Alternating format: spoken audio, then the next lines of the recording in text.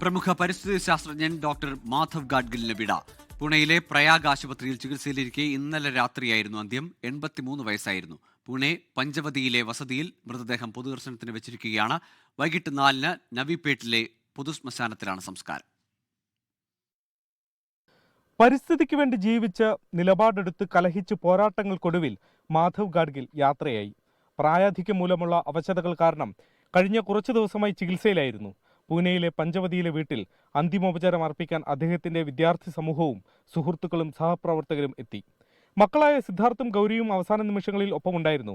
പശ്ചിമഘട്ടത്തിൽ പതിയിരിക്കുന്ന ആപത്തിനെക്കുറിച്ച് സമഗ്രമായ റിപ്പോർട്ട് സമർപ്പിച്ച ഗാഡ്ഗിലിനെ അന്ന് എതിർത്തവർ പോലും സസൂക്ഷ്മം ശ്രവിക്കുന്ന കാലത്താണ് അദ്ദേഹത്തിന്റെ വിയോഗം. രാജ്യത്തെയും വിദേശ രാജ്യങ്ങളിലെയും പ്രമുഖർ ഗാഡ്ഗിലിന് അന്തിമോപചാരം അർപ്പിച്ചു. മുണ്ടക്കെ ചൂരൽമല ഉരുൾപൊട്ടലിന് പിന്നാലെയാണ് പൂനെയിലെ ഈ വസതിയിലെത്തി മാധവ് ഗാഡ്ഗിലിനെ ഏറ്റവും ഒടുവിൽ കാണുന്നത്.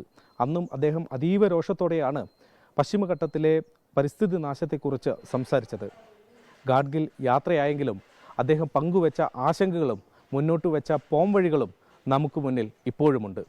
പൂനെയിൽ നിന്നും ശ്രീനാഥ് ചന്ദ്രൻ, 24. ലോകത്തെവിടെയായാലും ഏത് സമയത്തും 24 വാർത്തകളും ഓഗ്മെന്റഡ് റിയാലിറ്റി പാക്കേജുകളും എക്സ്പ്ലെയിനറുകളും വിശദമായി കാണാൻ ഞങ്ങളുടെ യൂട്യൂബ് ചാനൽ നിങ്ങൾക്ക് സബ്സ്ക്രൈബ് ചെയ്യാം.